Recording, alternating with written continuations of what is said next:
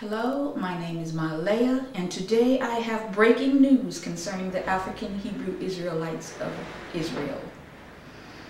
As you know, a year ago I started making reports on this troubled community. During that time I covered many issues that were taking place there. Issues of rape, issues of pedophilia, physical abuse, sexual abuse, the list goes on. One of my most disturbing reports was a report on the African Hebrew Israelite cemetery. In that report, I stated that in 1970, the remains of the African Hebrew Israelites were removed from the public Jewish cemetery because they were not Jews. They were placed in a remote location right outside the city of Dimona, but no respect was given to that location. Or that new burial ground, that new burial area. There were no signs, there was no wall, there was nothing to identify this as a public cemetery. As a result of that, the citizens of Dimona and from wherever would bring trash. They would bring furniture, whatever it was that they wanted to get rid of, and just dump it into that area, not even knowing that there were literally hundreds of people buried in that area. Now, how could such a thing happen? How could the city of Dimona and Ben-Ami Carter allow such a thing to happen? How could the members of the African Hebrew Israelite community allow such a thing to happen? Well, the answer to that is they did not know. The city knew, the spiritual leader of that community, Ben Carter, knew, but many of the members of the African Hebrew Israelite, most did not know. They had no idea where their loved ones were buried. It was, they were here today and gone the next day.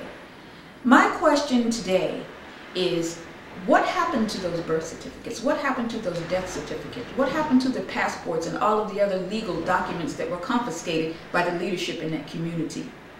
Why was the community not alerted that now there is a housing project, a housing development that is slated to be taking place and was just recently stopped, but is slated to be taking place and built right on top of the graves of our loved ones? How is that possible? Some things are now coming to light. This news has been picked up by the radio station here in Israel. It has also been picked up by Channel 1 and soon to be broadcast on Channel 2. But as an insider, I'm here to tell you that this is just the tip of an iceberg. This breaking news is nothing compared to what you will be hearing in the coming days.